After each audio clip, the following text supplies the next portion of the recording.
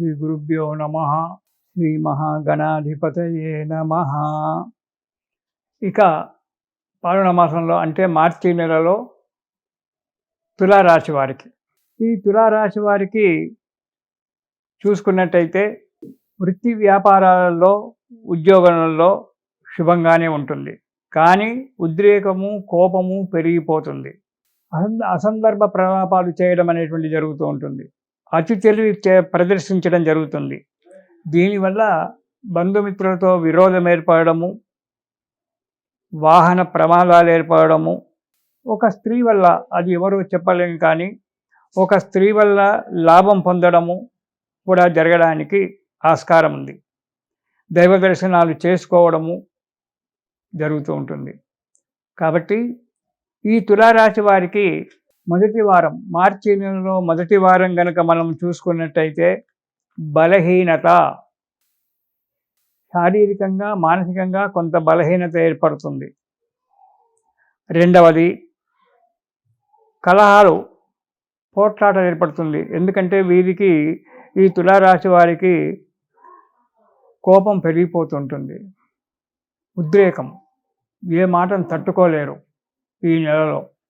దానివల్ల పోట్లాటలు కావడం అనేటువంటి జరుగుతుంది. కాబట్టి వాక్కును, మనస్సును అదుపులో పెట్టుకోండి. స్థానచలనం, ఉద్యోగంలో కానీ, గృహ సందర్భంలో విషయంలో కానీ స్థానచలనాలు ఏర్పడడం జరుగుతుంది. దానివల్ల కొంత డబ్బు ఖర్చు కావడానికి కూడా, ధన వ్యయము లాంటివి, అంటే ధనం వ్యయం అంటే ఖర్చు, ఈ డబ్బు ఖర్చు కావడానికి కూడా ఆస్కారం ఉంటుంది. కాబట్టి మొదటి వారంలో తులారాశి వారు మార్చి నెలలో మొదటి వారంలో కొద్దిగా జాగ్రత్తగా ఉండడమే మంచిది. ఇక రెండవ వారం చూస్తే అగ్ని వలన కానీ, వాహనాల వలన కానీ భయము, ప్రమాదాలు ఏర్పడడం అనేటువంటి జరగడానికి ఆస్కారం ఉంది. మా ఇంట్లో అగ్ని లేదండి, మాదంతా ఎలక్ట్రికల్, స్టవ్ కూడా ఎలక్ట్రికల్, అంటే ఆ స్టవ్, ఆ ఎలక్ట్రిక్ విద్యుత్తు కూడా అగ్నే. కాబట్టి దానివల్ల కానీ, ఇతరత్ర విషయాల వల్ల కానీ అగ్ని వలన భయం కలగనుంది. వాహనాల వల్ల కూడా కొద్దిగా భయం కలగడానికి ఆస్కారం ఏర్పడుతూ ఉంటుంది. కాబట్టి తగు జాగ్రత్తగా ఉండాలి. అధైర్యము, ఎప్పుడు ఏ పని చెయ్యాలన్నా కానీ ధైర్యంతో ముందుకు అడిగేయకపోవడం జరుగుతూ ఉంటుంది. అంతేకాకుండా అతివాగుడుగా ఉంటుంది. తెలిసింది తెలియంది అన్నీ కూడా నాకు అన్నీ తెలుసు అని చెప్పి అతి తెలివి ప్రదర్శిస్తుంటారు. ఈ అతి తెలివి వల్ల ఎన్నో కార్యక్రమాలు నష్టపోవడం జరుగుతూ ఉంటుంది.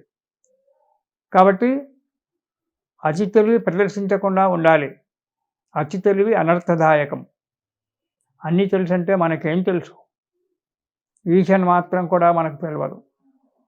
కాబట్టి అతిగా వాగుతుంటారు. అతిగా వాగడం కూడా అనర్థదాయమే. అతి తెలివి వేరు, అతిగా వాగడం వేరు. అన్నీ తెలుసు నాకని చెప్పడం అతి తెలివి, అనవసరమైన ప్రేలాపనలు చేయడం అతివాగుడు. కాబట్టి అతివాగుడు, అతి తెలివి ప్రదర్శించకుండా ఉండడము చాలా మంచిది. దానివల్ల మీకు మనశ్శాంతి దొరుకుతుంది, అనుకునేటువంటి పనులు జరుగుతాయి. ఇవి కనుక ప్రదర్శించినట్టయితే చేసే పనులలో కార్యవిఘ్నం కలగడము, డబ్బు నష్టపోవడం కూడా జరుగుతుంది. అందుగురించే వాక్కును మన కంట్రోల్లో ఉంచుకుండడం చాలా మంచిది. ఎదుటివాడు ఇష్టం ఉంటే మాట్లాడతాడు, లేకుంటే లేదు. మనకెందుకు? మన మనసును మన ఆధీనంలో ఉంచుకొని మనం అడుగు ముందుకేయాలి. వాళ్ళు ఇష్టం ఉంటే మాట్లాడతారు, లేకుంటే లేదు. అది వాళ్ళ నైజం. ఆ నైజానికి మనం పోకూడదు. ఇక మూడవ వారం కనుక చూసుకున్నట్టయితే ఒక నీచ స్త్రీ వలన కలహం ఏర్పడేటువంటి ఒక ఆస్కారం కనబడుతుంది. ఆ నీచ స్త్రీ వల్ల కలహం ఏర్పడుతుంది. కాబట్టి లేదా దాయాదులతో కోర్టు వ్యవహారాలలో చిక్కుకోవడము జరుగుతుంది. రుణ బాధలు పెరిగిపోతాయి. తగు జాగ్రత్తగా ఉండడం మంచిది. నీచ స్త్రీ అంటే ఎవరైనా కావచ్చు, ఇంట్లో పని మనిషే కావచ్చు, లేదా ఇతరత్ర మనిషే కావచ్చు. ఏదో చిన్న మాట అనడం వల్ల కయ్యానికి కాలు దువ్వడము, దానివల్ల కలహం కావడము, 10 మందిలో మనం చిన్నతనం కావడం అనేటువంటివి కూడా జరగడానికి ఆస్కారం ఉంది. ఇక భూమి తగాదాలలో కోర్టు వరకు వెళ్ళడము, అక్కడ డబ్బు నష్టపోవడము జరుగుతుంది. రుణ బాధలు, మరి కోర్టుకు వెళ్తే డబ్బు కావాలిగా, అడ్వకేట్లకు ఇవ్వడానికి ఇవన్నీ. ఆ డబ్బు ఇవ్వడానికంటే అప్పులు చేయడం, దీన్నే రుణ బాధ. ఇవన్నీ జరగడానికి ఆస్కారం ఉంది 3వ వారంలో తులారాశి వారికి. తగు జాగ్రత్తగా ఉండాలి. ఇక 4వ వారం వచ్చేటప్పటికి కొంతవరకు పర్వాలేదు. ధనలాభం అంటే ఏవో భూములో, ప్లాట్లో అమ్మడానికి సిద్ధమవుతారు. అవి అమ్ముడు పోవడానికి ఆస్కారం ఏర్పడుతుంది. దానివల్ల డబ్బు చేతికొస్తుంది. మీరు బుద్ధి బలం చేత కొన్ని పనులు నెరవేర్చుకోవడం అనేటువంటిది మీ దగ్గర ఉన్నటువంటి ఒక చిన్న శక్తి.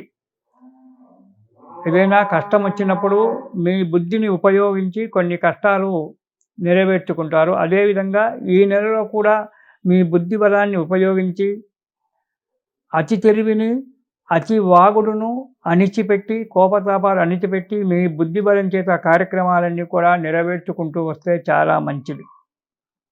అది మీ నుంచి అవుతుంది, మీరు చేయగలరు. కానీ సమయానికి జ్ఞాపకం రాకపోవచ్చు. దాన్ని ప్రయత్నం చేయండి, దాన్ని సాధనలో ఉంచుకోండి బుద్ధి బలాన్ని చేయడానికి. సర్వత్రా విజయం కలుగుతుంది 4వ వారంలో. పేరు ప్రతిష్టలు పెరగడానికి ఆస్కారం ఉంది. కాబట్టి ఈ నెలలో ఈ తులారాశి వారు దుర్గా స్తోత్రం ప్రతిరోజు చదవండి. ఈ దుర్గా స్తోత్రం చదవడం వల్ల ఎన్నో కష్టాలకు దూరమైపోవడానికి మీకు ఆస్కారం ఉంది. ఆ దుర్గా స్తోత్రం యొక్క మహిమ చెప్పడానికి చాలా ఇది ఆ పరమేశ్వరునికే చాలదేమో చెప్పడానికి. దుర్గా దుర్గతి నాశిని అని చెప్పి. దుర్గా అంటే కష్టములను పోడగొట్టినటువంటిది. దుర్గా అంటే భయంకరమైన నాలిక పెట్టుకొని మెడలో కపాలమాలలు వేసుకొని ఉండేటువంటి ఒక దేవత కాదు, భయంకర దేవత కాదు. కష్టాలు పోడగొట్టినటువంటిది దుర్గా అంటే. అందుకే దుర్గా దుర్గతి నాశిని అన్నారు. దుర్లభ, దుర్గమ, దుర్గా దుఃఖహంత్రి సుఖప్రద. ఆమె సుఖాన్ని ఇచ్చేటువంటి ఒక మహాదేవత, దుఃఖాలను పోడగొట్టేటువంటి ఒక మహాదేవత. అలాంటి దుర్గాదేవిని తులారాశి వారు ఆమెను సేవిస్తూ ఆమె యొక్క స్తోత్రాలు చదువుతూ కనుక ఉన్నట్టయితే నేను చెప్పేటువంటి ఒక కష్టాలు మీ దగ్గరికి ఎలాంటివి కూడా రావు. ఆమెనే కాపాడుతుంది. ఆ కష్టాలను మీకు తెలియకుండానే ఆమె దూరంగా వెళ్ళడానికి ఉంటుంది. ఆమె అమ్మను సేవ చేస్తే ఇదొకటి మనకు చాలా లాభం. ఏంటంటే అనుభవంలో చెప్తున్నాను. ఏవో కష్టాలు రావడానికి ఆస్కారం ఉంది, కానీ ఆమెను నమ్ముకోవడం వల్ల మనకు తెలియకుండానే ఆ కష్టాలను దూరం వెళ్ళిపోతాయి. అది అమ్మవారి దగ్గర ఉన్నటువంటి ఒక శక్తి. కాబట్టి ఎవరైనా సరే ప్రతిరోజు దుర్గా స్తోత్రాన్ని కనుక పారాయణం చేసినట్టయితే ఏ కష్టాలు దగ్గర రాకుండా మనను నిరంతరం సుఖ సంతోషాలతో ఉన్నట్టుగా చేస్తుంది ఆ తల్లి. అందుకే ఈ తులారాశి వారు దుర్గా స్తోత్రం పారాయణం చేయండి. అమ్మవారి యొక్క దయ వల్ల సుఖ సంతోషాలతో జీవించండి. ఇది శుభం.